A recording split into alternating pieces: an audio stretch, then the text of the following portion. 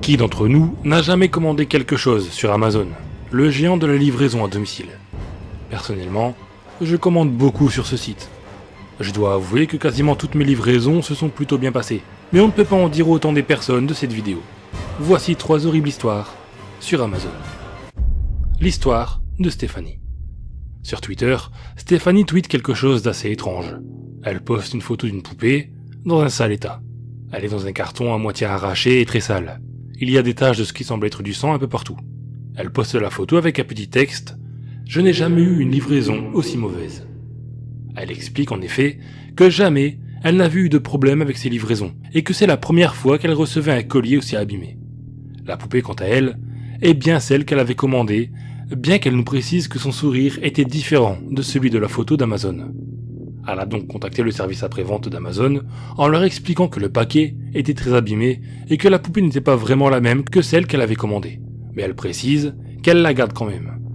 Elle collectionne les poupées de porcelaine et celle-ci était très étrange et elle l'intriguait. Elle nous dit que 2 jours après, Amazon répond qu'ils sont désolés pour sa mauvaise expérience, mais lui précise qu'ils n'ont pas de traces de la commande et lui demande si elle est sûre que c'est bien sur Amazon qu'elle a commandé sa poupée.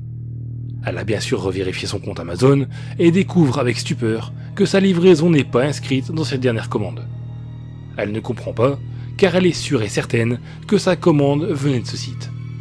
Elle finit son tweet en disant que tant pis, elle allait juste oublier cette histoire et profiter de sa poupée. Et non, bien sûr, l'histoire ne s'arrête pas là. Stéphanie tweet à nouveau 2 jours après, en disant que sa poupée est bizarre, qu'elle est certaine de l'avoir entendu murmurer des choses dans la nuit. Étant donné qu'elle est seule chez elle, elle était sûre que les chuchotements ne venaient pas d'autres personnes. Quand elle a entendu ces voix la première fois, elle s'est bien sûr mise à paniquer un peu, à vérifier tout son appartement pour voir si quelqu'un était chez elle, mais non. Il n'y avait personne, et les portes étaient bien fermées à clé. Elle s'est dit que c'était un effet de son imagination, et est repartie se coucher. Quand elle est passée devant sa poupée, elle a très clairement entendu chuchoter. Bien sûr, elle a eu très peur, et quand elle a regardé la poupée, elle a vu que celle-ci avait un regard très étrange, comme si elle était en colère. Prise de peur, elle prend la poupée et la jette simplement dans la poubelle, qu'elle sort dans le local. Puis, elle retourne chez elle, mais a un peu peur, donc elle ne retourne pas se coucher de suite. Elle prend un verre d'eau et fait son tweet. Elle ne donne plus de nouvelles pendant quelques jours. Puis, elle poste une photo de sa poupée, le visage ensanglanté, avec un texte « Elle est revenue ». Dit comme ça fait très film d'horreur, mais elle nous dit que rien de tout ça n'est imaginé. Depuis qu'elle avait jeté sa poupée, elle n'avait pas réentendu des choses bizarres, donc elle n'y pensait plus. Un matin, elle s'est réveillée et est partie dans sa cuisine préparer une tasse de café qu'elle a lâchée quand elle a vu sur son plan de travail la poupée, la tête ensanglantée, qui était allongée, en tenant un couteau de cuisine dans sa main de porcelaine. Son visage était fissuré, elle était en très mauvais état. Elle a d'abord eu très peur, mais elle a eu le réflexe de photographier la poupée avant de partir de chez elle en vitesse et de se rendre chez sa mère. Sa mère lui propose de l'accompagner chez elle et de ramener la poupée, étant donné qu'elle ne croit pas aux choses paranormales. Stéphanie accepte, sa mère vient chez elle et repart avec la poupée de porcelaine. Stéphanie nous dit qu'elle ne se sent pas bien, qu'elle a un mauvais pressentiment. Elle ne tweete plus rien pendant 2 semaines, puis elle tweete une dernière fois, en disant que sa maman est malheureusement décédée et que personne ne sait de quoi elle est morte. On sait seulement que sur le visage de la pauvre femme, il y avait un air effrayé et que la poupée était posée juste à côté de son corps. Stéphanie est persuadée que c'est la poupée qui est la cause de la mort de sa maman, mais elle ne peut pas le prouver, ni même en parler aux autorités sans passer pour une folle. Donc, elle a décidé de laisser cette trace sur Twitter en recommandant aux gens de ne pas commander de poupées de porcelaine sur Amazon.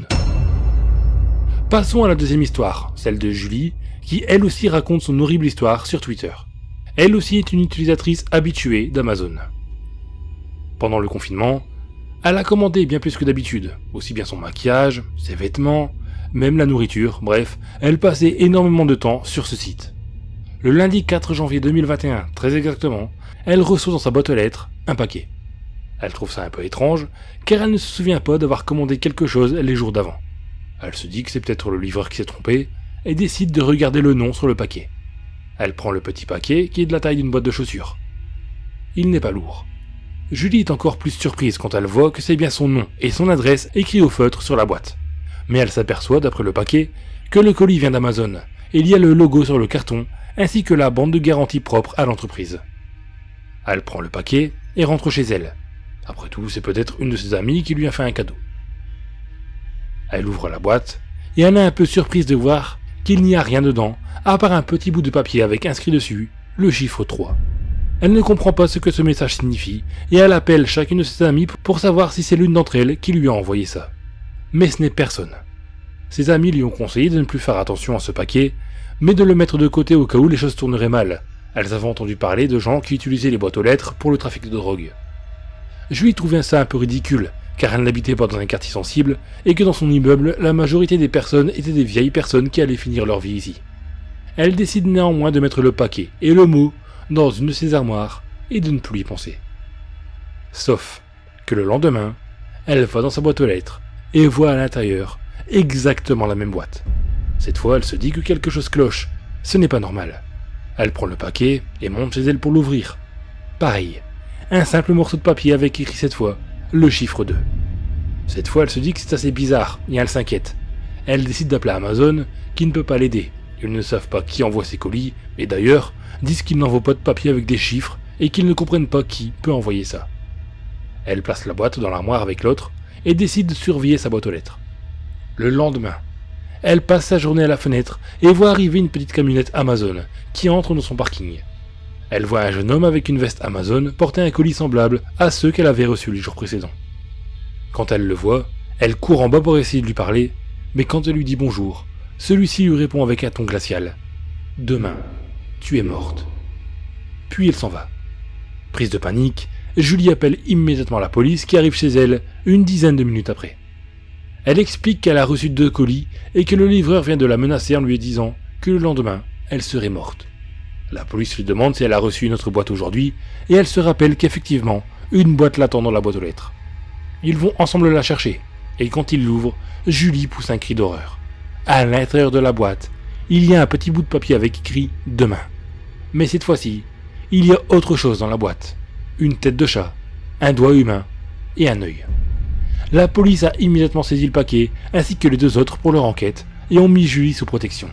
Elle a longuement été interrogée sur ce qu'elle avait pu faire, ou pour savoir si elle avait eu des embrouilles avec quelqu'un, mais non. À l'heure où elle écrit son tweet, elle était toujours en protection policière. Elle n'a pas reçu d'autres colis le lendemain, ni les jours qui ont suivi. Personne ne sait à qui appartient l'œil et le doigt.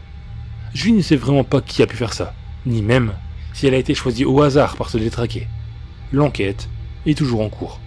Elle vous dit que si vous recevez quelque chose que vous n'avez pas commandé, faites très attention à vous, car l'homme est toujours en liberté. Voici maintenant la dernière histoire de cette vidéo qui est un peu plus courte que les 2 précédentes, et qui cette fois parle du point de vue d'un livreur Amazon. Léo est un livreur Amazon en intérim et il aime bien son travail. Un jour, il doit livrer une 50aine de paquets dans une petite ville où il n'avait jamais été. Tout se passe bien, les livraisons sont assez rapides à faire. Vers 15h, il ne lui reste plus qu'une dizaine de colis à livrer. Il va à l'adresse indiquée, prend le petit paquet et sonne chez la personne qui s'empresse de lui ouvrir avec un grand sourire. La livraison se fait sans problème. Quand il retourne au camion, il remarque que le reste des paquets est de taille identique, ce qui l'a surpris car ça n'était jamais arrivé. Il a regardé son PDA et c'est bien des adresses différentes qu'il doit livrer. Il retourne dans son camion et part à l'adresse indiquée. Avec un énorme étonnement, il voit que la maison est exactement la même que celle qu'il venait de livrer. Le vélo posé au même endroit, la même couleur de volets, les mêmes accessoires, bref, exactement identique. Il a vérifié sur son GPS, mais non, il n'avait pas tourné en rond. Perplexe, il sort du camion avec le paquet et sonne chez le client. Celui-ci lui ouvre avec un énorme sourire, et Léo ne comprend pas. C'est exactement la même personne. Léo s'excuse et lui dit qu'il s'est sans doute trompé, mais l'homme prend le paquet sans répondre et ferme la porte. Léo repart au camion et décide de ne pas faire attention à ce qu'il venait de vivre et prépare sa prochaine livraison. Quand il arrive chez le client, ça recommence. Adresse différente, mais maison et client identiques. Il livre quand même, mais se pose plein de questions. Et ça a été comme ça pour les derniers colis qu'il avait dans son camion. Quand il a expliqué ce qu'il venait de vivre à un de ses collègues, celui-ci lui a répondu que cette livraison est la livraison des aliens, que peu de livreurs ont pu la faire et que c'est une légende parmi eux.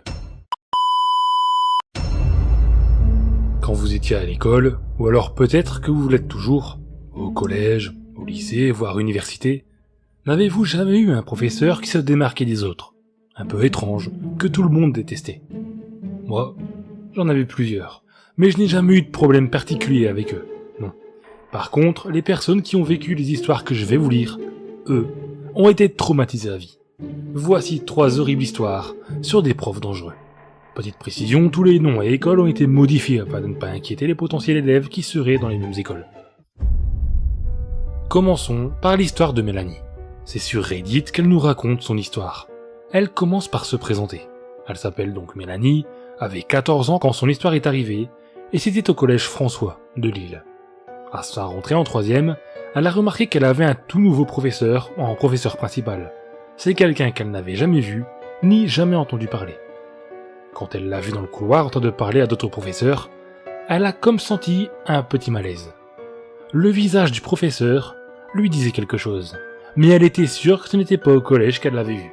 Alors que ce professeur, qu'on va appeler Julien, ramenait ses élèves dans sa classe, Mélanie en parlait avec sa copine Leslie. Leslie lui dit qu'elle ne l'avait jamais vu cet homme, et que Mélanie l'avait peut-être croisé dans un supermarché ou dans la rue.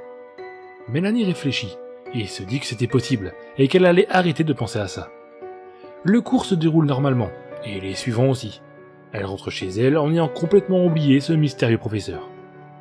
La nuit venue, quand elle est seule dans sa chambre et que ses parents dorment, elle va chercher son ordinateur portable, et c'est là que tout devient complètement glauque. Donc il est environ 2h du matin, tout est calme dans sa maison, mais Mélanie ne dort pas. Elle va chercher son ordinateur portable et revient dans son lit. Et elle fait quelque chose d'horrible. Elle se connecte sur le Darknet pour aller sur son site de snuff movie préféré. Ouais, Mélanie est complètement dérangée.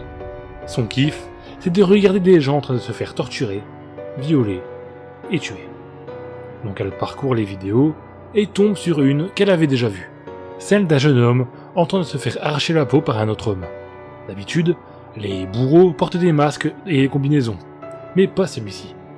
Et elle l'a reconnu, le visage, celui du professeur. Son professeur principal était en train de torturer un homme en lui arrachant la peau et de lui crever les yeux à l'aide de coups. Mélanie a eu comme un instant de lucidité et elle s'est dit que son prof était un fou et qu'il fallait qu'elle prévienne la police. Sauf qu'elle avait en même temps envie d'en savoir plus sur lui.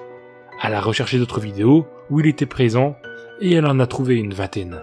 Cet homme a torturé et tué plus de 20 personnes et il est professeur dans un collège. Le lendemain, elle va au collège et se met en rang avec sa copine afin d'entrer dans la salle du professeur Julien. Pendant le cours, elle est certaine qu'il s'agit de lui. Elle en est sûre.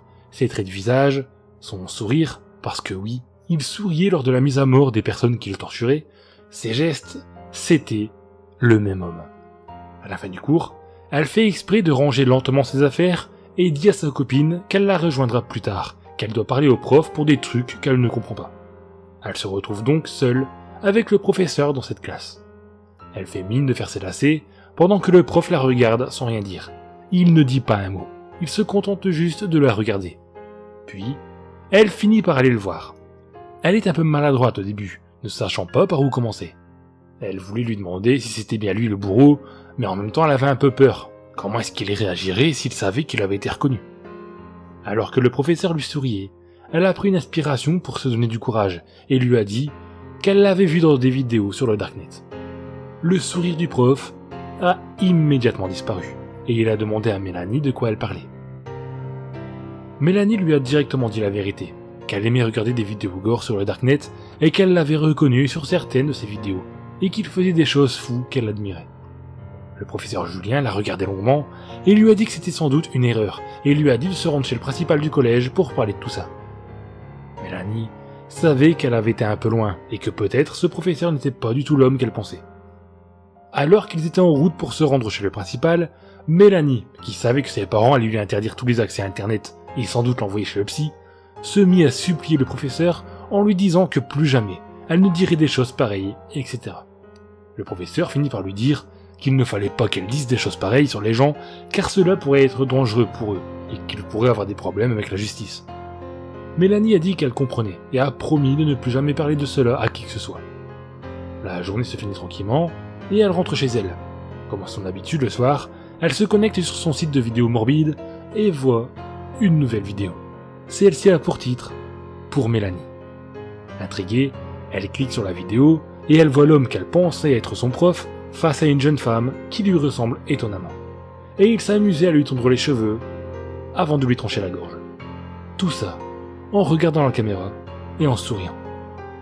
Cette fois, Mélanie en était sûre. Le bourreau était bel et bien son professeur. Sauf qu'elle n'allait plus jamais lui en parler. Elle nous raconte que si elle en parle sur le Reddit, c'est parce qu'elle a un peu peur, car elle a remarqué que le professeur la regarde très souvent, et parfois, elle a l'impression qu'il la suit dans la rue. Elle en est sûre, elle sera peut-être une des autres victimes du bourreau. Après cette histoire un peu glauque, voici l'histoire de Julie qui nous l'a racontée sur Twitter. Julie avait 13 ans au moment des faits, et elle était en 5e dans un collège du Sud, dont on ne sait pas le nom. En plein milieu d'année scolaire, son professeur de PS a dû être remplacé suite à une grave maladie. Donc un nouveau professeur de PS arrive, et c'est une femme. Les élèves sont assez contents car elle avait l'air très gentille. Les semaines passèrent, et Julie prend plaisir à faire ses cours de sport. Un jour, elle se casse la cheville, ce qui l'empêche bien entendu de participer au cours. Elle se rend alors au cours en béquille, et la prof de PS lui dit de s'installer sur le banc alors que les autres élèves commencent à faire leur séance d'échauffement. Quelques minutes après, alors que les élèves pratiquent les exercices, la prof de PS vient s'installer aux côtés de Julie et commence à lui parler. Au début, elle lui parle de sport, mais très vite, elle commence à parler de sa vie personnelle. Elle raconte à Julie que si jamais elle croise son ex, elle lui roule dessus avec sa voiture. Julie la laisse parler, ne sachant pas quoi dire, elle n'a que 13 ans, et cette discussion lui paraît très étrange. Au bout d'un moment, la professeure reçoit en pleine tête le ballon de basket qu'un des élèves a malencontreusement lancé. Elle prend alors le ballon et le lance de toutes ses forces sur le jeune garçon qui le reçoit en pleine tête, et alors que le petit se tient le nez, car il a eu mal et il saignait, la professeure n'a rien trouvé d'autre à faire que d'éclater de rire en insultant le petit de tapette. Bien sûr, les élèves ont été assez choqués et ils se promirent d'en parler au principal une fois le cours fini. Une fois le cours fini, la prof de PS vient vers Julie pour lui demander son numéro de téléphone pour pouvoir faire des sorties avec elle. Julie refuse, lui disant qu'elle ne voulait pas sortir avec elle et qu'elle préférait qu'ils ne se parlent pas en dehors des cours. La professeure semblait énervée, mais elle lui a fait un grand sourire et elle est partie. Le soir venu, alors que Julie est avec ses parents, elle reçoit un message sur son téléphone. Le message disait « Rejoins-moi, je suis en bas de chez toi, Mel ».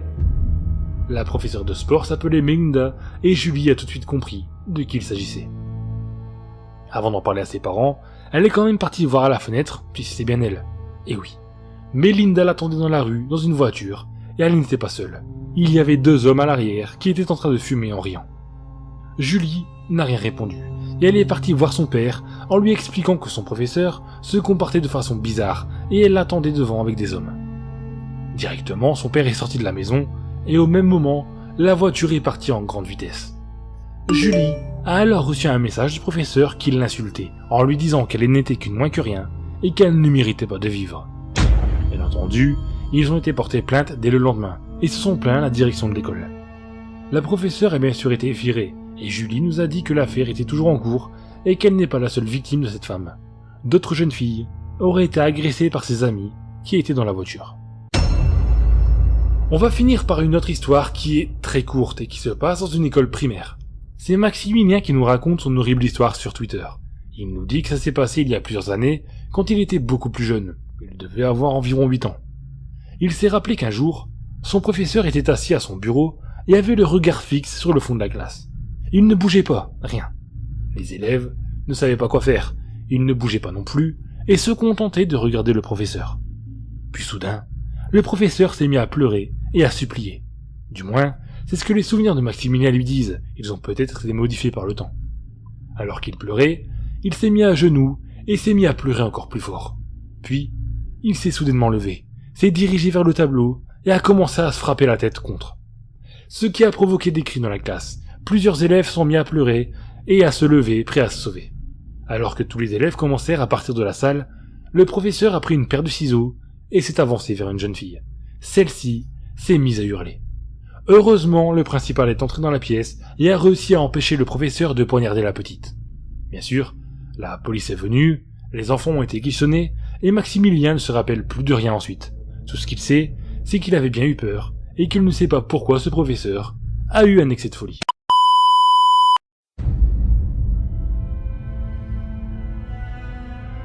connaissez sans doute l'application de partage de photos Instagram. Vous avez même probablement un compte dessus.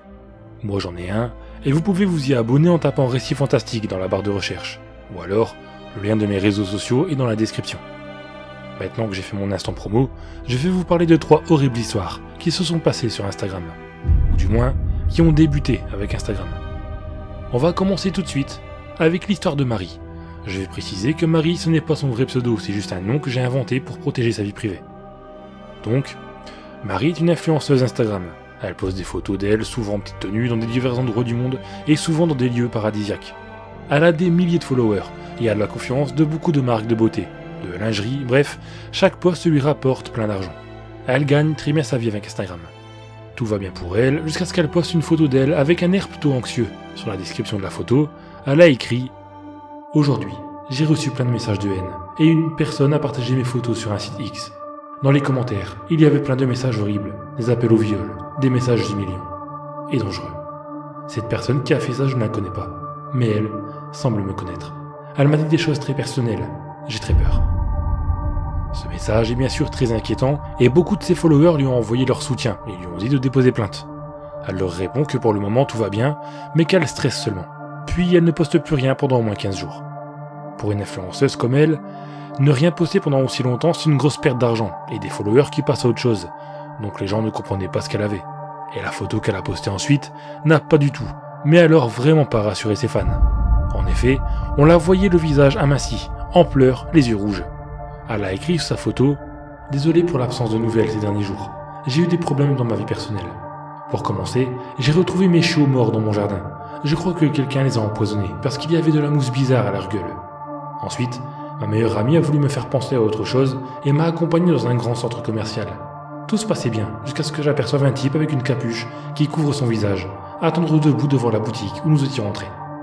J'ai dit à ma copine que c'était un comportement bizarre, et elle m'a dit qu'elle l'avait déjà vu devant la boutique précédente, mais qu'elle n'avait pas osé me le dire pour ne pas me faire peur. Alors j'ai dit à l'agent de sécurité du magasin que cet homme nous suivait et qu'on ne le connaissait pas. Quand il nous a vu parler à l'agent de sécurité, le mec en capuche est parti comme si de rien n'était. Il marchait tranquillement. L'agent de sécurité a été très gentil et lui a couru après. Je ne sais pas ce qui s'est passé avec lui vu qu'on était parti. Bref, voilà mes dernières aventures, et je peux vous dire que j'en ai marre. Je vous aime mes amours. Bien sûr, elle a reçu des messages de soutien. Parmi ces messages, il y avait 2 ou 3 messages très intrigants. Des messages avec juste une adresse postale et un lien vers une vidéo YouTube. Vous devez vous en douter, mais l'adresse était celle de Marie. Et sur la vidéo, on pouvait voir une maison. Celui qui tient la caméra s'approche d'une fenêtre et colle le téléphone sur celle-ci. Et on peut voir à travers Marie, assise devant son PC, avec un casque sur les oreilles. La vidéo dure 30 secondes. Juste ça. Et on entend des phrases à glacer le sang. « Je te vois. Tu es bientôt à moi. Je t'aime. Mais tu me fais trop souffrir. Tu es à moi. Et tu le seras pour l'éternité. » Bien sûr, le commentaire et la vidéo ont été signalés et supprimés. Et quand on allait sur le compte de la personne qui a posté ces choses, on pouvait voir seulement des photos au montage de Marie, entourée de cœurs avec diverses légendes comme « Je t'aime. La femme de ma vie. » Et on peut le voir sur une unique photo, en train de rebrasser une photo de Marie qu'il a imprimée. Et vu l'état de la photo, ce n'est pas la première fois qu'il y a du fluide corporel dessus. Bref, un profil plutôt malsain. Marie a commencé à ne plus donner signe de vie, et à l'heure où j'écris cette vidéo, elle n'a toujours rien envoyé. Certains de ses followers se demandent s'il lui est rien arrivé, et j'ai pensé la même chose, et pour le moment personne ne sait. On espère qu'elle va bien. Voilà pour la première histoire. Elle est un peu dérangeante, donc pour la deuxième, j'ai choisi l'histoire de Romain, qui lui a eu un problème avec des photos qu'il postait sur son compte. Romain est un jeune homme de 22 ans, et il a un compte Instagram comme la très grande majorité des gens de son âge. Dessus, il poste des photos de lui, de ses amis, de ses animaux, de sa nourriture, bref, des photos plutôt banales sur ce site. Il n'avait pas beaucoup de followers, seulement une petite dizaine. Sur sa dernière photo, il a entouré quelque chose en rouge derrière lui. Un homme avec un aspect bizarre, un peu flou, qui semblait flotter au-dessus du sol. En s'amusant, il dit qu'il a pris un fantôme en photo et tag des chasseurs de fantômes en leur disant d'enquêter sur ce lieu.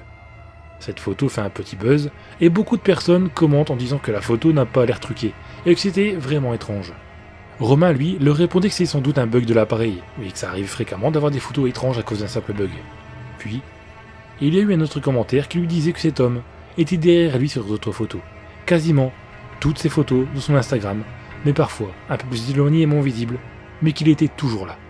Alors il postait les photos avec l'homme qui l'a entouré à chaque fois. Et oui, Effectivement, cet homme était derrière lui sur quasiment toutes les photos. Il était toujours vêtu pareil et semblait toujours transparent, un peu bleu. Et il regardait toujours Romain. Pour en avoir le cœur net, il va exprès dans plusieurs endroits et fait des selfies. Puis, il les poste directement sur son compte Instagram. Presque sur toutes, il y avait l'homme sur la photo derrière Romain. Romain assure qu'il n'y avait à chaque fois personne derrière lui et qu'il ne voyait pas l'intérêt de mentir. Il se défendait car beaucoup commençaient à l'insulter. Romain assure qu'il ne connaît pas cette personne et que les photos ne sont pas du tout truquées. Il dit qu'il ne croit pas aux fantômes et a donc demandé aux gens de se faire leur propre avis dessus. Moi, je pense que ce jeune homme est suivi par un ange gardien. Et vous ? Voici maintenant la troisième et dernière histoire des horribles histoires sur Instagram. Cette fois, on va parler d'un compte très étrange. Le compte Black Screen Reborn. Je ne sais pas si certains d'entre vous connaissent. Ce compte Instagram est très étrange. Bien entendu, je vous déconseille très fortement d'aller sur ce compte, ça ne servira à rien d'autre que vous choquer. On ne sait de quoi est capable la personne derrière le compte. Black Screen Reborn a quelques centaines de followers, et lui ne suit que de très rares personnes. Il suit des familles généralement, et vous allez comprendre pourquoi c'est très malsain qu'il suit ses comptes. Aujourd'hui, ce compte poste tous les jours à 17h une photo d'une lettre de l'alphabet, dans un ordre aléatoire. Ou plutôt, ça a l'air aléatoire, mais je suis sûr et certain que ça cache un message secret. Si je dis ça, ce n'est pas pour rien. Ceux qui connaissent ici peuvent en témoigner dans les commentaires, ce compte n'a pas toujours posté des lettres. Lors de l'ouverture du compte, c'était des photos très gore, qui étaient postées chaque jour à 17h. On pouvait voir par exemple une oreille humaine découpée, posée sur une table, puis un papier à côté avec écrit 3. Sur la photo, le lendemain, la deuxième oreille et un deuxième papier avec un chiffre ou une lettre, etc. En tout, il a eu les oreilles, le nez, les yeux, chaque doigt, chaque orteil, le pénis et le cœur. La photo qui a accompagné le cœur n'a pas eu seulement une lettre ou un chiffre, mais une phrase. Tu l'as tué, mais on va rejouer. Puis, le compte n'avait plus rien posté jusqu'à récemment. La toute première photo était dans un parc, une petite fille qui jouait sur une balançoire. Aucune légende, rien. La deuxième photo était une photo de main vêtue de gants en tenant un chiffon imbibé d'un produit. Pareil, aucune légende. La troisième photo était la petite fille assise dans un siège pour enfants, endormie. Et puis l'autre photo était juste une lettre sur un fond noir. Pour le moment, il n'y a pas d'autre chose que ça. Des lettres. Beaucoup de personnes s'interrogent sur ce que la personne qui tient le compte veut faire. Est-ce qu'il a kidnappé la petite ? Est-ce que tout ça est un jeu, un ARG ? Personne ne sait. On n'a aucune réponse. Et ce qu'on sait, c'est que malgré les nombreux signalements, le compte reste toujours ouvert. Et c'est très curieux. Pour le moment, il y a eu les lettres B, I, E, N, T, O, T. J'ai un peu peur des prochaines photos, j'ai peur qu'on voit une petite oreille, ou une autre partie du corps de la petite fille. Ce qui est étrange, c'est qu'il n'y a vraiment aucune légende, rien, donc on a vraiment du mal à démêler le vrai du faux. Aujourd'hui, je vais vous parler de 3 histoires horribles qu'ont vécues des utilisateurs de l'application TikTok. Application qui, je pense, n'a plus besoin d'être présentée. D'ailleurs, petit instant auto-promo, vous pouvez retrouver mon lien TikTok dans la description si jamais ça vous intéresse. Je pense y publier du contenu très bientôt. Donc TikTok c'est bien, on y fait défiler des milliers de vidéos, on voit souvent des gens danser, etc. Mais il arrive aussi de tomber sur des choses pas très joyeuses. Voici 3 histoires horribles sur TikTok. L'histoire de Mélanie. Mélanie est une jeune maman de 21 ans et elle publie de temps en temps des vidéos sur TikTok pour s'amuser avec ses copines. Son compte TikTok est plutôt banal, des vidéos de danse et autres défis, bref, une TikTokeuse plutôt classique qui n'a pas énormément d'abonnés. Un soir, alors que sa fille de 2 ans est couchée et que son mari est au travail, elle décide de faire une petite vidéo changement de vêtements. Vous savez, ce truc où quand les gens sautent, leurs vêtements changent. Donc elle prépare ses vêtements, puis démarre la caméra de son téléphone et fait sa vidéo. Tout se passe bien et elle a l'impression que sa vidéo est réussie. Elle regarde la vidéo sur son téléphone et c'est à ce moment que les choses vont prendre une tournure assez étrange. Quand elle regarde sa vidéo, elle s'aperçoit qu'à chaque fois qu'elle se change, elle remet le même vêtement. Elle ne comprend pas parce qu'elle est certaine d'avoir justement changé de vêtement à chaque fois. Elle n'arrive pas à trouver d'explication. Très surprise de ce qu'elle a fait, elle décide de recommencer et prépare bien sa pile de vêtements à mettre sur sa droite. Elle explique qu'il y a un jean et une chemise, une robe assez sexy et une petite jupe avec t-shirt. Elle relance sa caméra, fait sa vidéo cette fois-ci en ayant bien en tête de prendre les vêtements dans la pile de droite, puis quand elle a fini, elle va voir ce qu'elle a filmé. Quand elle a vu le résultat, elle a jeté son téléphone par terre plus loin dans la pièce. Elle s'est revue faire exactement la même chose que la première fois. C'était pourtant impossible. Normalement, les vêtements qu'elle devait porter sur elle à la fin de la vidéo, c'était la mini-jupe et elle remarque qu'elle porte son jean délavé qu'elle avait tout le long de la vidéo.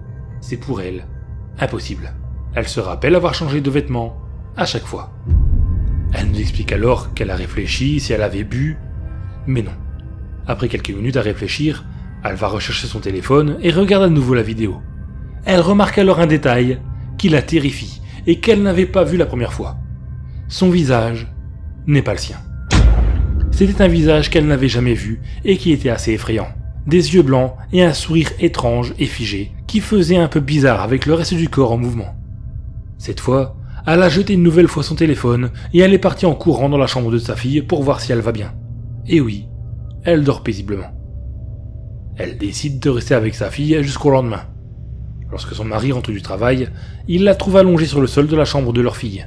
Quand il la réveille, elle lui explique tout et ils décident de regarder la vidéo ensemble. Quand Mélanie regarde la vidéo, elle est à la fois soulagée et apeurée. La vidéo n'a rien de bizarre, on voit très bien qu'elle change de vêtements et surtout son visage est bien le sien. Son mari, qui la pense fatiguée, lui propose de se reposer et lui offre même des séances de relaxation dans un centre de beauté. Mais Mélanie en est sûre et certaine, elle a bien vécu quelque chose de très bizarre et ne comprend vraiment pas pourquoi la vidéo a pu changer. Et ce n'est pas fini. Elle décide de ne plus faire de vidéos car cette affaire-là s'est marquée, mais elle regarde les TikTok de ses amis. Alors qu'elle est sur son téléphone, elle pousse un cri. Elle aperçoit sur le TikTok d'une de ses amies le même visage qu'elle avait lors de la création de sa vidéo. Cette fois, elle court vers son mari pour lui montrer, mais encore une fois, le visage a changé, et bien celui de son ami. Mélanie ne sait plus quoi faire. Elle se pense atteinte d'une maladie mentale ou être très fatiguée. Mais en même temps, elle se dit que ses visions étaient bien réalistes pour des effets de son imagination. À l'heure où je vous lis son histoire, elle nous explique qu'elle a décidé de consulter un psy qui pourrait peut-être l'aider. Et nous n'avons plus de nouvelles pour le moment. J'espère en tout cas qu'elle va bien. Nous allons passer directement, et sans transition, à la deuxième histoire de cette vidéo. Une histoire qui est un peu plus sombre que la précédente. C'est l'histoire de Philippe, et celle-ci est un peu triste, je préfère vous prévenir avant. Donc Philippe est un jeune adulte qui a perdu sa copine lors d'un accident de la route, quelques mois avant sa publication sur Reddit. Il explique qu'il a été anéanti par la douleur, qu'il ne faisait que penser à elle, bref, il a bien sûr mal vécu la perte de sa chérie. Pour essayer de le faire rire un peu, ses amis lui montrent l'application TikTok, et ils le mettent au défi de réussir à faire un TikTok avec plusieurs milliers de vues et de j'aime. Il va accepter le défi, et il va réfléchir à quelque chose qui pourrait buzzer. Pendant des jours, il ne pense qu'à ça. C'est devenu une véritable obsession pour lui. Il n'allait plus au travail, ne sortait plus de chez lui, ne répondait plus aux messages ou appels, il s'était enfermé chez lui à essayer d'imaginer un scénario capable de générer un gros buzz. Il explique que s'il était à fond dedans, c'est parce que cela occupait son esprit et l'aidait à ne pas penser à sa petite amie. Il dit d'abord avoir pensé à écrire une chanson, mais s'est vite rendu compte qu'il n'était vraiment pas doué pour ça. Puis un jour, il a juste allumé sa caméra, l'a posée sur son support, s'est installé devant et s'est mis à regarder l'objectif en ayant les images de sa copine dans la tête. Il s'est mis à pleurer. Pendant plusieurs minutes, il pleurait devant la caméra. Sans vraiment savoir pourquoi, il a juste envoyé cette vidéo sans aucun montage sur son compte TikTok. Et cette vidéo est devenue assez virale. Les gens commentaient en demandant s'il allait bien, lui posaient des questions sur sa santé, etc. Philippe n'a répondu à personne. Ses amis lui ont envoyé des messages pour lui dire qu'il avait réussi son défi et qu'il pouvait maintenant arrêter. Ils étaient inquiets pour lui. Sur la vidéo, Philippe était très aminci et il avait de grosses cernes. Ils lui proposèrent de sortir boire des verres, mais il n'a répondu à personne. Les jours qui ont suivi, il s'est simplement mis devant la caméra et a fait exactement la même chose. Pleurer et publier, sans aucun montage. Son compte a explosé en visibilité, et énormément de gens s'inquiétaient pour lui en remarquant ce visage de plus en plus aminci au fil des jours. En effet, il ne se nourrissait plus. Un jour, il a démarré une vidéo en direct. Il ne se sentait pas trop bien et voulait juste dire à ses abonnés qu'il allait arrêter et enfin répondre à leurs questions. À peine le live commençait, il s'est mis à pleurer. Et il commençait à entendre des voix de femmes dans sa tête, et il était sûr que c'était sa petite amie qui lui parlait de l'au-delà. Donc les gens regardaient en direct un homme qui parlait seul et qui pleurait. Il a dit à la voix qu'il l'aimait plus que tout, qu'elle lui manquait, que la vie sans elle était dure, qu'il n'arrivait plus à lutter et qu'il voulait juste dormir et ne plus se réveiller, juste s'allonger et partir pour un voyage éternel en sa compagnie. Les gens qui regardaient la scène ont eu des réactions différentes. Certains pensaient qu'il s'agissait d'une sorte de mise en scène, mais d'autres voyaient simplement un homme ultra dépressif qui disait vouloir arrêter de vivre. On pouvait sentir un certain affolement sur le chat. Philippe, quant à lui, avait complètement oublié qu'il était en train de faire un direct devant des milliers de personnes. Il s'est mis d'un coup à hurler quand la voix dans sa tête a arrêté de parler. Il s'est mis la tête entre ses mains et a supplié à cette voix de reparler, qu'il voulait l'entendre une dernière fois. Puis, il s'est mis à se calquer la tête violemment sur la table et a perdu connaissance. Ses amis qui ont suivi ce qu'il s'est passé ont appelé les secours qui sont arrivés chez lui assez vite et l'ont pris en charge. Heureusement pour lui, il a réussi à être réanimé et ses amis s'occupent très bien de lui. Il explique qu'il a parfois des moments de dépression, mais qu'il va mieux. On passe maintenant à la dernière histoire qui est moins triste que celle qu'on vient d'entendre, mais qui est assez macabre. Elle est assez courte, mais très efficace. C'est l'histoire de Maximilien et Samia. Ils sont potes et sont très actifs sur TikTok. Leur truc phare sur leur chaîne, c'est l'urbex. Ils postent leurs différentes explorations et s'éclatent à faire ça. Un jour, ils décident de visiter une sorte de petite maison abandonnée dans la campagne. Ils avaient vu cette maison lors d'un voyage et s'étaient dit que ce serait parfait pour une exploration. La maison était en effet assez sinistre, solitaire, aucun voisin et assez difficile d'accès. Ça ne les a pas fait peur. Une fois leur sac à dos prêt, ils sont partis en n'oubliant pas de faire quelques vidéos sur leur chaîne. Lorsqu'ils arrivent devant la maison, ils démarrent leur direct sur TikTok. Samia filme Maximilien qui est en train de passer par une fenêtre et on l'entend hurler. Samia, qui est inquiète, va voir et elle voit ce qui a fait crier son ami. 3 corps ensanglantés qui gisaient sur le sol délabré de la vieille maison. Alors qu'elle disait à Maximilien de sortir de la maison, elle a entendu des voix d'hommes qui riaient et qui s'approchaient vers elle plus loin. Elle s'est retournée et elle ne voyait pas d'où les voix venaient. Alors, le seul truc qu'elle a pensé faire, c'est entrer par la fenêtre. Elle a rejoint Maximilien et lui a dit que des gens venaient et qu'elle était sûre que c'étaient les tueurs. Mais Maximilien était pétrifié. Il restait immobile face au corps et ne semblait pas réagir. Prise de panique, Samia a giflé son ami, qui a repris ses esprits. Étant toujours en direct, elle regarde son téléphone et s'aperçoit de quelques messages très étranges du genre « On te voit » et « On t'attend ». Elle comprend alors que le ou les tueurs regardent son direct et qu'ils s'amusent à lui faire peur. Elle coupe donc son live et on ne sait vraiment pas ce qu'il advient d'eux. Depuis ce jour, Samia et Maximilien n'ont plus rien posté, ni sur TikTok, ni sur Instagram, ni sur aucun autre réseau. Ce qui est assez étrange, car ils étaient très actifs. Certains pensent que c'est une grosse mise en scène pour marquer la fin de leur chaîne. D'autres disent qu'ils ont été tués par le ou les tueurs. D'autres encore pensent qu'ils ont réussi à s'échapper, mais qu'ils se cachent. Beaucoup de personnes cherchent cette maison, mais personne n'a réussi pour le moment à la localiser. Vous connaissez sans doute l'application Uber Eats, le célèbre service de livraison de restaurants. Ce que vous ne connaissez sans doute pas, ce sont les mésaventures vécues par les clients ou les livreurs.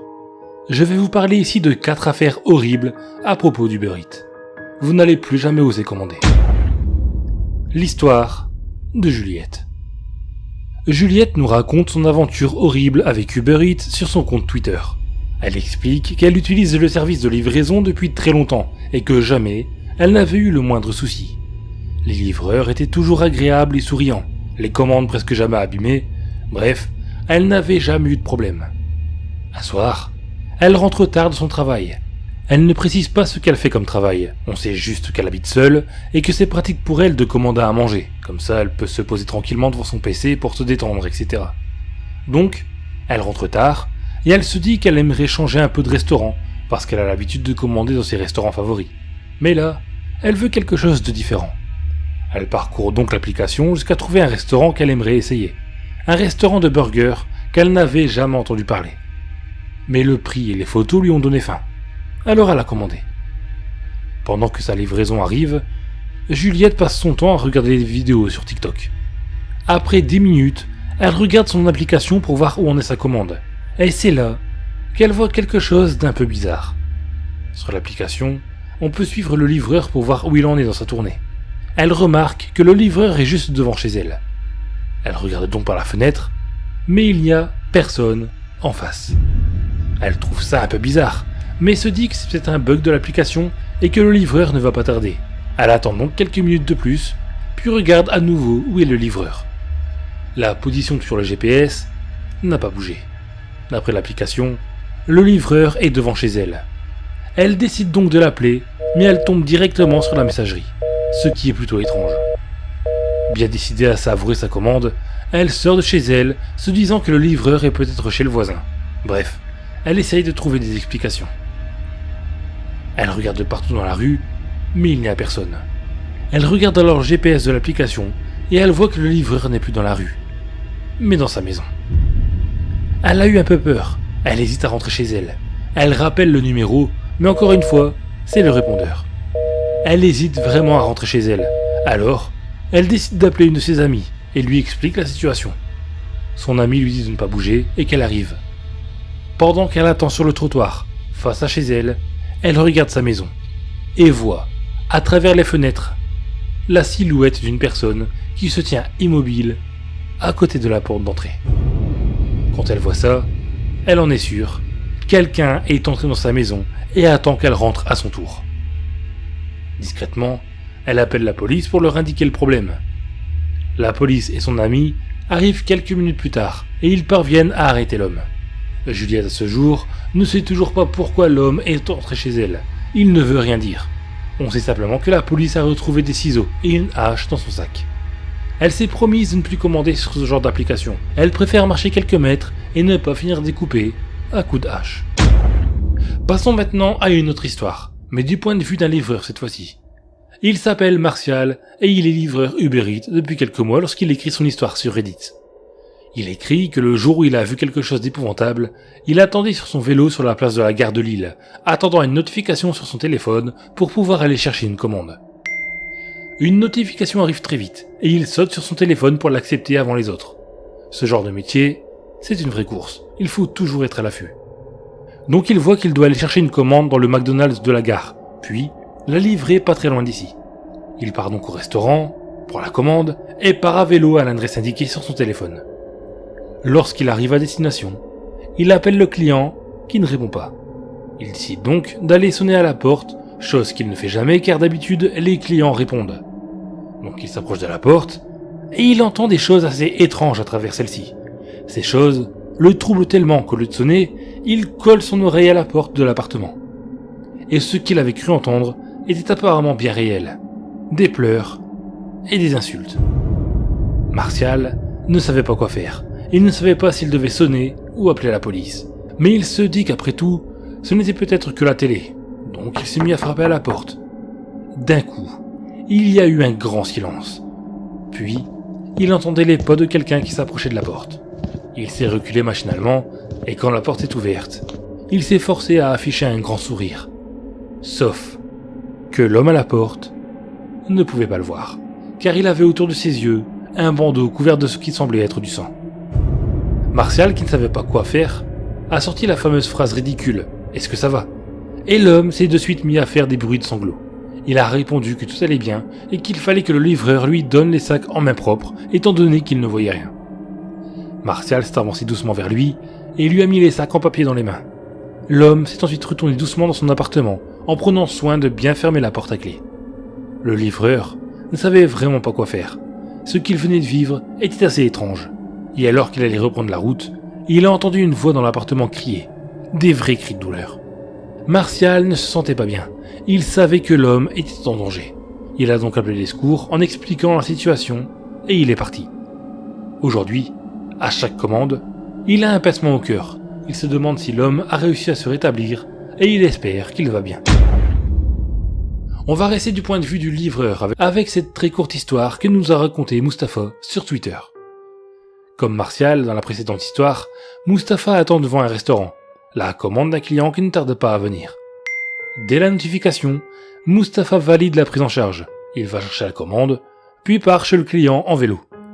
Quand il arrive devant l'immeuble, il sent que les choses ne sont pas très normales. Il n'arrive pas à déterminer ce qui ne va pas, mais il a une étrange sensation. Il attend donc quelques minutes sur son vélo en regardant bien autour de lui et il aperçoit une voiture avec 2 silhouettes à l'intérieur. Il fait nuit et il n'arrive pas à distinguer de qui il s'agit. Mustapha sort alors son téléphone et appelle le client qui lui dit « Ne venez pas, ils vous attendent, partez ». Mustapha a raccroché et a immédiatement fait demi-tour. Alors qu'il roulait dans la direction opposée, il a entendu plusieurs coups de feu. Il ne sait pas si les coups de feu étaient pour lui, mais en tout cas, il dit avoir eu la peur de sa vie. Et voici maintenant la dernière histoire qui nous est racontée par Marine sur Facebook. Marine est une utilisatrice habituée de Uber Eats et elle commande très souvent dessus. Et c'est ce qu'elle a fait lors de sa macabre aventure. C'était un soir, et elle était avec sa fille de 8 ans chez elle, et elle a commandé 2 pizzas pour leur dîner. Tout se passe comme d'habitude, sauf qu'elle remarque que la livraison met plus de temps que d'habitude à arriver. Elle décide donc de regarder l'application et voit que le livreur n'est toujours pas parti et que sa commande est toujours en cours de préparation alors que ça fait un bon 20 minutes qu'elle a posé sa commande. C'était la première fois qu'elle commandait dans ce restaurant et elle se dit que plus jamais elle n'y commanderait si à chaque fois c'était aussi long.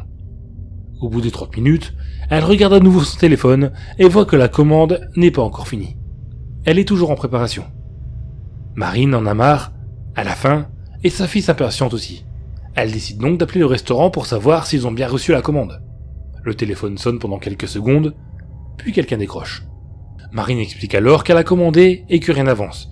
L'homme au bout du fil lui explique qu'il y a eu un petit accident en cuisine et qu'ils font leur possible pour finaliser la commande et qu'ils sont désolés et qu'ils lui offrent le dessert. Marine accepte les excuses et leur dessert, puis au moment de raccrocher, elle entend hurler au téléphone. Une sorte de hurlement de douleur. Ce hurlement l'a mis très mal à l'aise. Elle a essayé de se dire que ce n'était rien, que c'était son imagination. Et pour patienter, elle est partie jouer à la console avec sa fille. 45 minutes après sa commande, elle regarde son application et voit que la préparation est terminée et que la commande est prise en charge. Elle attend donc, et quelques minutes plus tard, le livreur sonne chez elle.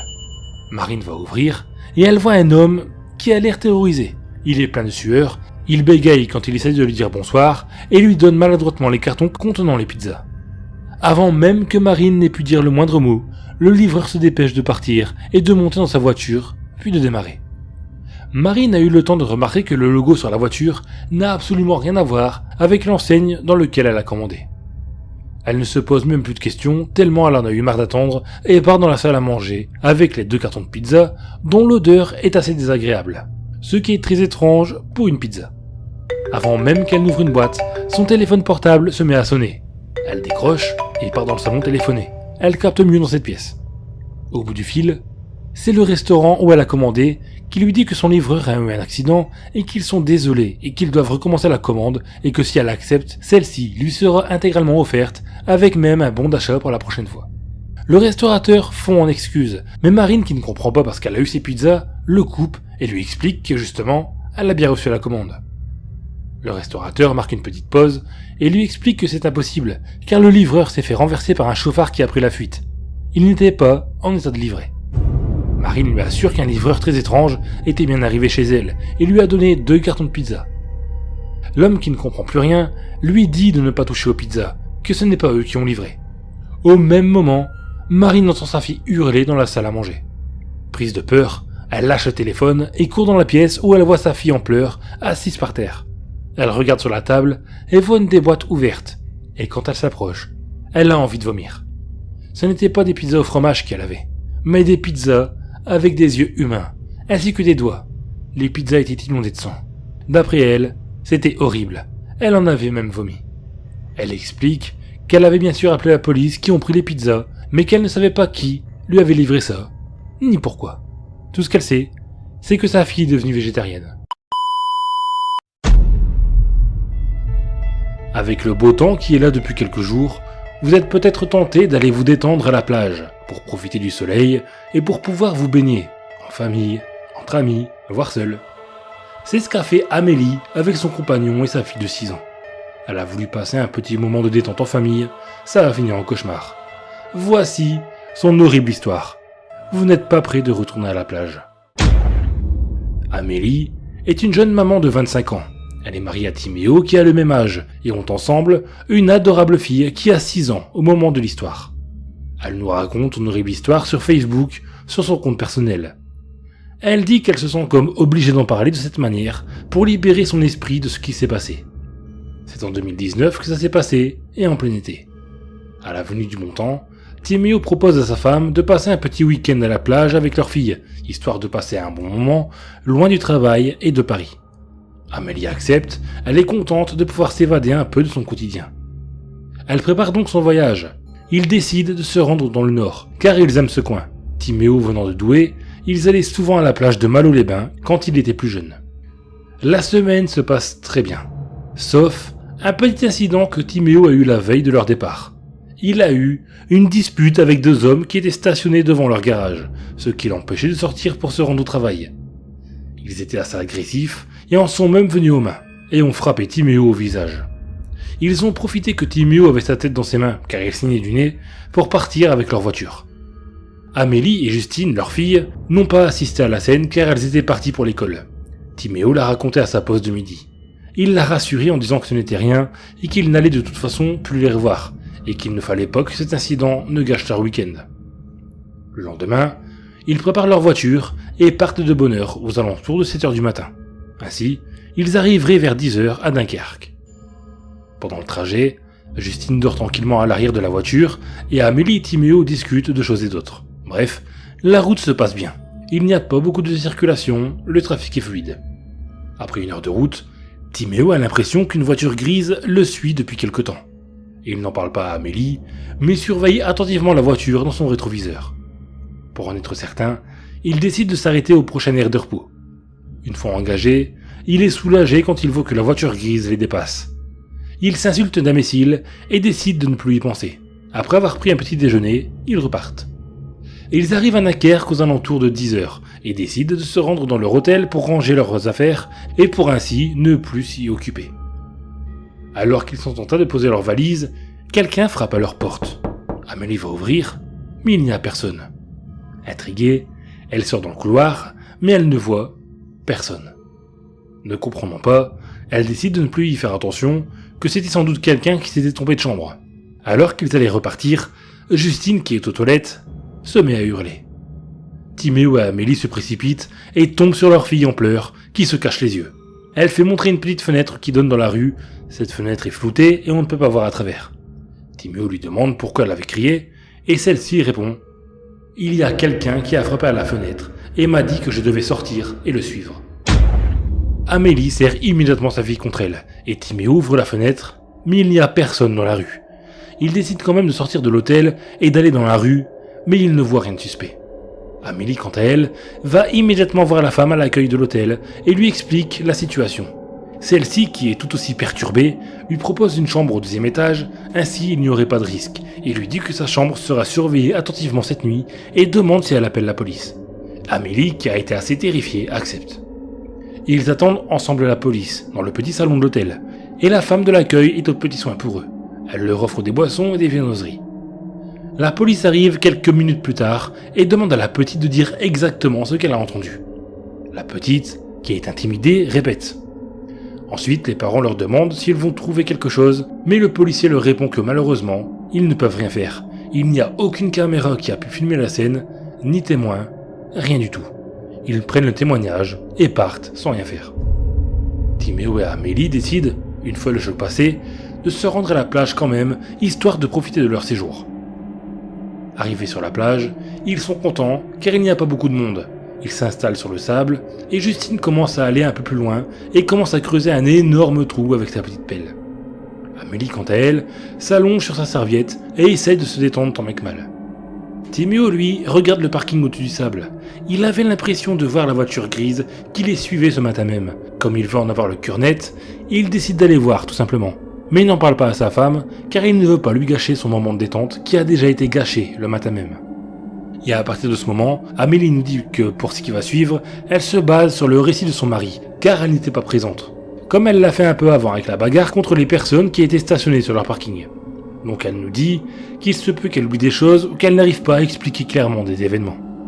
Donc Timéo s'en va vers le parking, et plus il s'approche, plus il a l'impression que cette voiture est bien celle du matin. Mais en plus, est celle qui était garée la veille devant son garage. Il s'approche de la voiture et il voit 2 hommes à l'intérieur. Cette fois, Timéo est bien décidé à leur demander des comptes. Il va taper à leur fenêtre, les hommes descendent de voiture, et l'un d'eux pointe un pistolet sur Timéo et lui dit de monter dans la voiture. Pris de peur, il tente de s'enfuir, mais l'un des hommes le plaque au sol et lui donne plein de coups de poing au visage, jusqu'à ce qu'il soit assommé. Pendant ce temps, Amélie et Justine sont toujours à la plage. Son téléphone sonne et c'est Timéo, mais quand elle répond, personne ne parle. Elle rappelle d'elle-même, mais tombe sur la messagerie. Un peu inquiète, elle regarde partout autour d'elle, mais ne le voit pas. Elle essaie de le rappeler, mais encore une fois, elle tombe sur la messagerie. Elle lui laisse un message et continue d'observer autour d'elle. C'est alors qu'elle aperçoit que sa fille n'est plus en train de creuser un trou, mais est beaucoup plus loin en train de partir en direction du parking en donnant la main à une femme. Évidemment, elle est prise de panique et se met à hurler le nom de sa fille en essayant tant bien que mal de courir en direction de celle-ci. Chose un peu difficile dans le sable étant donné qu'elle s'enfonce dedans. La femme et la fille, eux, semblaient aller beaucoup plus vite jusqu'à atteindre le parking. Revenons-en à Timéo, qui est dans la voiture accompagné des 2 hommes. Un d'eux, une fois que Timéo soit réveillé, lui tend son téléphone et l'oblige à dire à sa femme de venir avec sa fille. Mais Timéo refuse. Alors l'autre homme lui attrape sa main droite et lui coupe un doigt à l'aide d'un petit sécateur. Bien entendu, Timéo hurle de douleur, mais refuse catégoriquement d'appeler sa femme. Le téléphone de l'homme se met à sonner, et quand celui-ci décroche, il semble content. Il se tourne vers Timéo et lui dit « On a ta fille, on n'a plus besoin de toi, ne t'inquiète pas, les clients vont en prendre soin. » Timéo se met à hurler, il essaie de frapper les hommes, mais ceux-ci l'assommèrent une nouvelle fois. Amélie continue de courir vers sa fille, mais pleure en même temps, elle supplie les gens qu'elle croise d'arrêter la femme, car elle a enlevé sa fille. Plusieurs jeunes personnes courent alors vers cette femme, et par miracle, l'un d'eux parvient à plaquer la femme au sol, qui du coup lâche Justine. Celle-ci se met à courir vers Amélie. Amélie serre dans ses bras sa fille, qui est en larmes. Elle s'excuse d'avoir fait pleurer sa mère, et lui dit qu'elle a suivi cette femme, car sinon, son père mourrait. Alors qu'Amélie s'éloigne vers la place où elle était pour récupérer son téléphone qu'elle avait lâché, afin d'appeler la police, elle voit que la femme a réussi à s'enfuir dans l'emprise du jeune homme, qui a tenté de l'arrêter une nouvelle fois, mais en vain. Elle a réussi à prendre une voiture et s'en aller. Alors que des gens viennent à la rencontre d'Amélie pour lui demander si elle va bien, etc., celle-ci n'a qu'une idée en tête, retrouver son mari et aller à la police. Mais celui-ci ne répond pas au téléphone, et elle n'arrive pas à bien se concentrer car, déjà, elle a été traumatisée, mais aussi sa fille n'arrête pas de pleurer, car elle aussi a vécu quelque chose de vraiment horrible. Elle décide d'appeler la police sans attendre son mari, et ceci arrive très vite. Ils emmènent Amélie et Justine au poste afin de prendre leur déposition et de les mettre un peu en sécurité, afin de les rassurer. Amélie et Justine racontent ce qu'ils ont vécu, et Amélie précise qu'elle n'a pas de nouvelles de son mari et qu'elle a peur pour lui étant donné ce que cette femme a dit à sa fille. Le policier la rassure et lui dit qu'ils vont entamer immédiatement les recherches. Quelques heures après, le policier vient la trouver et lui dit qu'ils ont retrouvé son mari, qui est transféré à l'hôpital. Celui-ci a été enterré jusqu'au cou sur la plage, très près de l'eau qui montait, et il portait de nombreuses blessures, comme des doigts coupés, ainsi qu'une oreille. Bref, il a été torturé.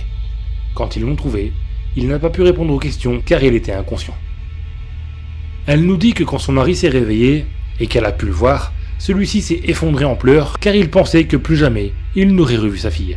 Il se sentait tellement mal de n'avoir rien pu faire pour la protéger. Amélie l'a rassuré et lui a dit qu'il avait été courageux de ne pas les faire venir à eux alors qu'ils se faisaient torturer. De nombreux mois après cet événement traumatisant, personne ne sait qui étaient ces 3 personnes et comment elles ont fait pour choisir Justine. Ils pensent que c'est des personnes qui font ça contre de l'argent pour des clients sur le Darknet.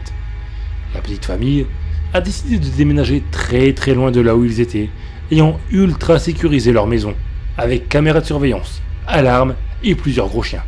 Timéo a également acheté une arme à feu qu'il cache au cas où, et Amélie a pris des cours de Krav Maga. Bref, ils ne veulent plus que ce genre de choses recommence une nouvelle fois. Justine, quant à elle, fait très attention quand elle sort à ne pas parler à des inconnus. Maxime n'oubliera jamais son horrible histoire qui s'est passée dans un cinéma. Ce qui va suivre est le récit de ce jeune homme de 22 ans qui nous raconte comment une de ses séances de cinéma a tourné au cauchemar. Bien que tout ce qu'il dit avoir vécu est assez étrange, il nous jure que c'est réel et qu'il ne comprend toujours pas comment tout ça a pu arriver. Voici son histoire. Maxime est un jeune homme qui adore le cinéma. Il va voir des films très souvent. Un soir, il décide d'aller voir un film d'horreur dont il ne précise pas le titre et invite 2 de ses amis à l'accompagner. Ceux-ci acceptent. Le soir venu, après avoir mangé dans un fast-food, ils se rendent au cinéma et choisissent une place. Maxime n'aime pas trop les places tout en haut ni tout en bas. Il aime bien être au centre. Et ça tombe bien, même s'il y a du monde dans la salle, ses places favorites sont libres. Et ses 2 amis s'assoient juste à côté de lui, chacun d'un côté. Pendant les pubs et pendant l'annonce, un de ses amis, Julien, se lève et va chercher des pop-corn et des boissons pour lui et ses amis. Il revient à temps pour le début du film. Le film commence, et les gens commencent à se taire et à écouter. C'est après une bonne dizaine de minutes que Maxime a l'impression d'avoir déjà vu les images qu'il voit, et il remarque que le film est étrange, comme s'il était filmé par un amateur. Il raconte qu'à l'écran, il voyait un petit garçon dans un jardin en train de faire du toboggan. Ce petit était de dos et il semblait bien s'amuser. Maxime ne comprenait pas. Il se sentait un peu mal, sans pouvoir expliquer pourquoi. Il vérifie son ticket pour voir s'il ne s'est pas trompé de salle, étant donné que le film n'a carrément rien à voir avec ce qu'il était censé regarder. Et non, sur le ticket, il est bien inscrit le bon nom du film, ainsi que la salle où il se trouve. Il se pose des questions, mais se dit que le film est peut-être un peu étrange. Il décide donc de se concentrer sur ce qu'il se passe à l'écran. Le film est une succession de séquences où on voit le petit garçon de dos, qui s'amuse. Il fait du toboggan, de la balançoire, joue au bac à sable, bref, plutôt un film familial qu'un film d'horreur à gros budget. Pendant le visionnage du film, il a l'impression de plus en plus forte que les lieux lui sont familiers. Par exemple, il nous dit que dans une des séquences, il y avait un arbre qui avait été touché par la foudre, ce qui lui donnait un air étrange. Eh bien, il était sûr et certain qu'il avait déjà vu cet arbre en vrai. Il se tourne alors vers Julien pour lui demander s'il comprenait quelque chose au film, mais ne voulant pas lui dire qu'il avait déjà vu ces lieux, de peur d'être pris pour un fou. Mais celui-ci lui répond d'un air assez énervé, de se taire, qu'il avait envie de savoir la suite. La réponse de Julien l'a surpris. Jamais il ne s'était montré aussi agressif envers lui. Ne voulant pas l'énerver davantage, Maxime se tourne vers son autre ami, qui lui, semble carrément hors de lui. Il mange ses pop-corn d'une façon très violente, en mettant partout. Il prend des grosses poignées qu'il s'enfonce dans la bouche. Il le faisait tellement fort qu'il se frappait en même temps, et que sa bouche saignait. Mais il semblait ne pas s'en rendre compte. Il se contentait de mâcher ses pop-corn, et son expression était terrifiante. Il semblait avoir une grosse haine en lui. Maxime n'a pas osé lui parler. Il s'est contenté de s'enfoncer dans son siège, de façon à être le plus discret possible. Le film continue. Cette fois à l'écran, il peut voir une vieille femme vue de dos également, qui s'approche du petit, qui lui, est en train de jouer à la petite voiture. Elle s'approche silencieusement, et on voit que la femme tient dans ses mains une sorte de longue canne en bois. La femme, arrivée à la hauteur du petit, lève sa canne pour s'apprêter à frapper. Maxime ne se sent vraiment pas bien. Il sent que la sueur commence à couler sur son front, et il ne veut vraiment pas voir la scène. Alors, il place ses mains devant ses yeux, mais de manière discrète, comme s'il se grattait la tête. Il ne voulait pas que ses amis se moquent de lui. Alors qu'il entendait la femme battre le petit, des sortes de flashs lui sont venus en tête. Il se voyait allongé par terre quand il était petit, et il se voyait en train de pleurer et en train de se tenir les côtes. Il pouvait même sentir la douleur sur son corps. Maxime explique qu'il n'arrivait pas à se souvenir de son enfance, à part quelques petits souvenirs très flous. Alors quand il a eu ce flash, il s'est senti très mal. Il s'est dit que ce film avait débloqué un truc dans son cerveau. Et apparemment, ce qu'il allait découvrir n'allait pas être joli. Alors qu'il pensait à son passé, il entendait quelqu'un derrière lui qui riait. D'abord doucement, puis à l'éclat. Il a été rejoint par plusieurs autres personnes qui riaient à l'éclat alors qu'un enfant se faisait battre sans aucune raison à l'écran. Maxime ne comprenait pas. Il a même entendu une autre personne applaudir alors que l'enfant était en train de pleurer. Il a enlevé les mains de ses yeux et il nous dit que tout dans la salle était redevenu silencieux. Sur l'écran, on voyait le petit garçon toujours en train de jouer avec ses petites voitures. Maxime ne comprenait plus. Tout ça n'avait aucun sens. Le film n'avait aucun sens. Aucune histoire. Rien. Le néant. Les gens dans la salle qui riaient pour un enfant en train de se faire frapper, ça n'avait également aucun sens. Il décide alors de partir. Il en a marre de ce film et veut s'en aller. Il se tourne vers Julien pour lui dire qu'il l'attendrait dans la salle d'attente, mais celui-ci était comme figé. Son regard était exorbité et sa bouche était grande ouverte dans un sourire malsain. De la bave coulait de sa bouche et il ne semblait pas s'en rendre compte. Il fixait l'écran et ne faisait attention à rien d'autre. Il se retourne vers son autre ami, qui lui, continue de manger de manière violente, sauf qu'il n'a plus de popcorn dans son pot. Du coup, à chaque fois, c'est ses doigts qu'il mangeait. Il les mordait tellement fort qu'il y avait du sang partout. De peur qu'il se fasse mal, Maxime s'est jeté sur lui en lui disant d'arrêter. Mais celui-ci a hurlé à Maxime de fermer sa gueule et il est parti plus loin dans la salle en hurlant et l'insultant de tous les noms. Les autres personnes dans la salle n'ont pas réagi. Ils étaient tous en train de regarder le film, tous avec des airs bizarres ou des positions très étranges, comme un homme qui veut laisser ses bras en l'air et qui fixait l'écran. Cette fois, Max en avait assez. Il voulait partir. L'ambiance dans cette salle était extrêmement glauque. Il se lève donc de sa place et se dirige vers la sortie. Sauf qu'il n'arrive pas à l'atteindre. Il nous explique qu'il avait l'impression d'être dans l'escalier sans fin de Mario 64, qu'il avait beau avancer, la sortie semblait reculer en même temps que lui. Alors pris de panique, il s'est mis à hurler et courir, et il a fini par trébucher. Maxime explique qu'il pense avoir perdu connaissance, car quand il s'est réveillé, il était assis face au film, à côté de ses amis, qui étaient encore bizarres. Cette fois à l'écran, il y avait encore ce petit garçon qui s'amusait à chanter. Et encore une fois, Maxime reconnaissait cet air. Il était certain que cette mélodie venait de sa mère. La chanson qu'elle lui fredonnait quand il était bébé. Alors que le petit semblait joyeux, les gens dans la salle, eux, avaient l'air hystériques. Certains poussaient des hurlements de loup. D'autres jetaient leurs gobelets de popcorn et boissons sur l'écran.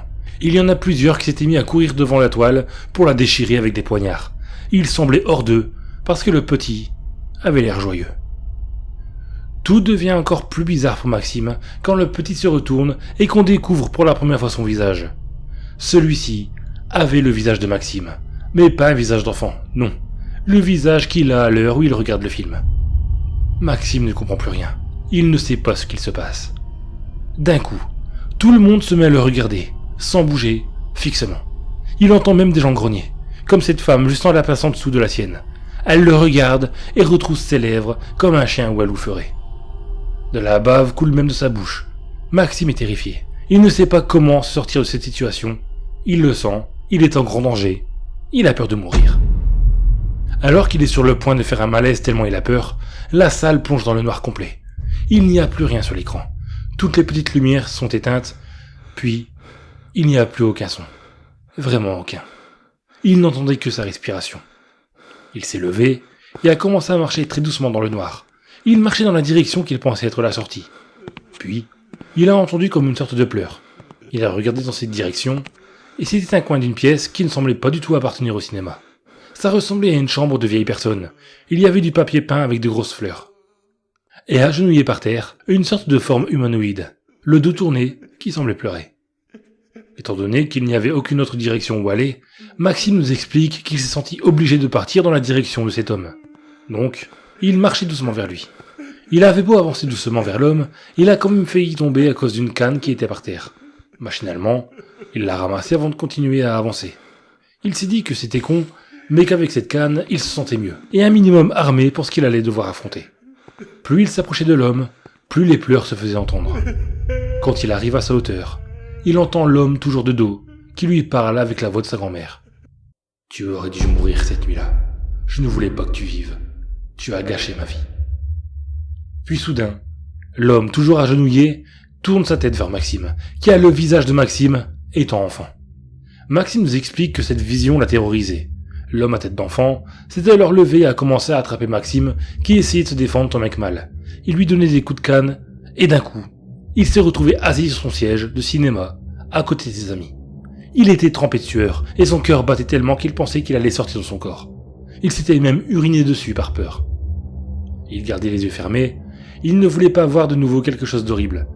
Mais quelque chose avait changé. L'air était plus respirable, et surtout, il y avait de la musique qui venait de l'écran. Ça avait l'air d'être un film classique. Il ouvre alors les yeux, et voit que le film est bien la fin du film qu'il était censé voir. Il se tourne vers ses amis, ils étaient là, et ils étaient normaux. Julien le regardait, et lui a dit qu'ils s'étaient endormis, et qu'il l'avait laissé dormir. Il regarde les autres personnes, et tout était normal, comme si rien ne s'était passé. Plus rien d'étrange s'est passé jusqu'à la sortie du cinéma. Il explique qu'aujourd'hui encore, il a du mal à croire que ce qu'il a vécu c'est un rêve. Tout semblait très réaliste. Il avait même retrouvé des traces de griffures autour de son cou. Il était certain qu'il avait vraiment vécu ce cauchemar, mais peut-être dans un monde parallèle. Il a fait des recherches sur son passé et a découvert que sa grand-mère le battait très souvent, sans aucune raison quand elle le gardait. Elle ne supportait pas Maxime, car elle lui faisait penser à son mari qui était mort. Elle n'a du coup jamais aimé Maxime. Il est déçu, car jamais il ne saura la vérité. Voilà, c'est la fin de cette vidéo qui j'espère vous aura plu. Dites-moi ce que vous en avez pensé. Personnellement, je trouve que son histoire est assez intéressante. Admettons qu'il dise la vérité, vivre un truc pareil, ça doit être vraiment effrayant. Comment auriez-vous réagi à sa place vous? Répondez-moi en commentaire. D'ailleurs, si vous avez aimé, n'hésitez pas à liker, commenter et partager. Et si vous n'êtes pas abonné, faites-le. Et je vous dis à la prochaine.